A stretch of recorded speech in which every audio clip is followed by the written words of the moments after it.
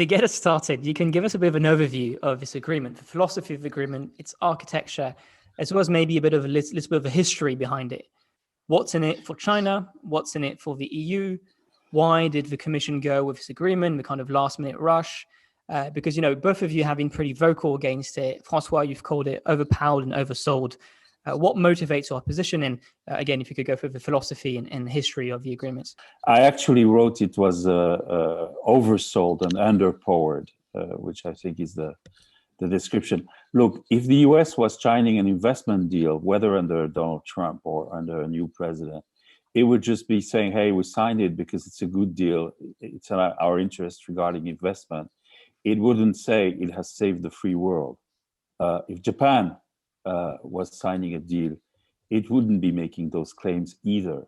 It's a peculiar European ambition to pretend that every agreement that it signs represents its values and is in an advance of values. That may be possible or easy, if you're dealing with Japan or even if you're dealing with South Korea. I don't underestimate the difficulties even there. But here we're dealing with China, with the People's Republic of China under Xi Jinping. So I think one of the reasons that the debate has heated up is that the EU has attempted to claim too much for it. Now, what I hear is that a lot of public officials in the EU, in the Commission, particularly in DG Trade, are now busy backpedaling and saying, hey, come on, we're not going to change the world. We know we're not going to achieve all the structural changes we need with China. We just progressed on the view, and hey, we have enforcement, and hey, we're going to take a lot of other measures to try and defend our interest facing China. So, there are two ways to look at this. And the first, I think, would be, it's been 7 years of pretty sterile talks and sometimes absence of talks. I think 35 rounds with the Chinese, and they moved in only at the last minute. Was it the last minute because the EU itself had set a deadline?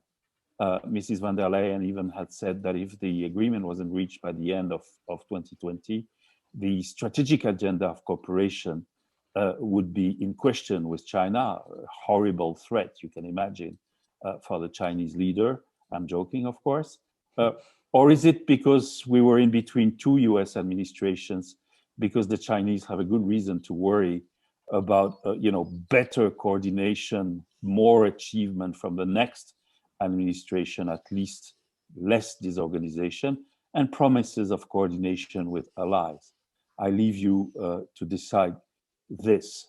So we should discuss the agreement at two levels.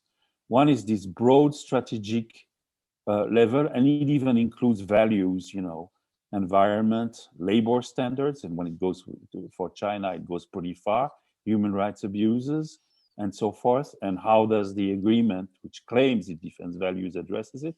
The other one is as we would address any kind of practical trade or investment agreement, with one little problem. Up to now, the Commission has not published what should be the core of the agreement. That is the list of sectors opened or closed, the reservations that are made on these openings. Reportedly 150 pages of it. We just have rumors about it. We don't have accurate information. Well, Reinhard, you're a German MEP, so you're supposed to be seeing the full agreement. Maybe you have a better insight on the text. It is obvious that Germany, in particular, the Chancellor, played an exceptional role in pulling this off. I would describe the events of the last decade of December last year as a kind of halfway friendly takeover of the final negotiations by the Chancellery, and the Commission played just second fiddle for the decisive days. But I would also like to go back a little bit and give some context. When the Council agreed on the negotiating mandate about 7 years ago, that was a completely different China that we were dealing with, or that we had in mind. Those were the days when people still believed in convergence, economic and even political convergence between the West and China. We have long lost that hope.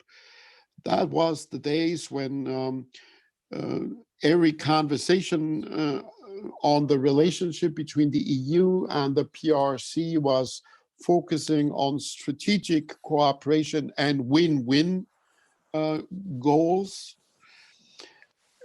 Today, we have a different understanding, and this is what the experience that we have made with Xi Jinping's China boils down to.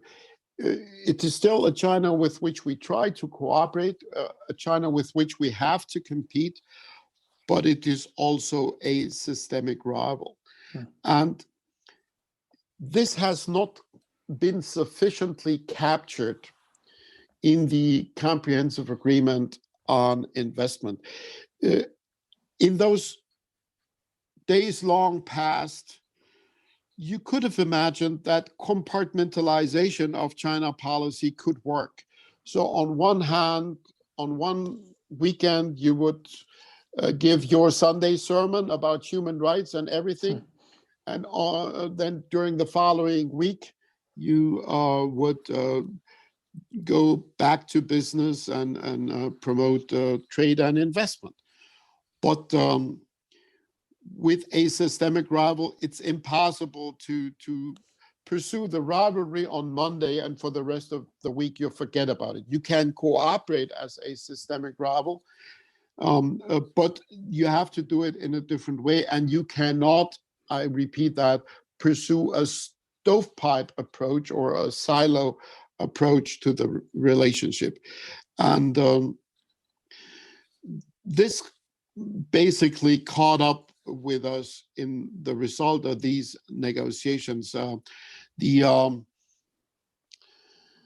I don't want to just look at the angle of values and the critical remark that François has made. I'm not sure whether I would share that completely. I would certainly argue from my point of view that such an agreement should reflect our values. And in this particular case, that comes to the question of forced labor. I think that's where human rights and where economic concerns intersect. Are we willing to accept that China is rampantly using forced labor, in particular in Xinjiang, but also in other parts of the country? Do we accept that as a normal part of an economic relationship for values reasons, but also for economic reasons that pertain to fair competition? I think we should reject that proposition. But more broadly, I would not restrict the conversation, as I said, to that one angle. I would also look at European interests. And for me, the deal is questionable also under that angle. Interests that I would like to look at fall into two categories. Economic interests, in particular industrial policy interests. Does this investment agreement serve the purpose of strengthening the renaissance of European industry, the modernization, the digital transformation, the green transformation of European industry? But there's also another layer, which is the geopolitical interests. And today, as Dmitry Trenin has said from Carnegie Moscow, geoeconomics follows geopolitics, not the other way around. So just to narrow the view on whether we get a little more market access, whether there might be slight improvements with regard to level playing field issues. That is not an adequate measurement.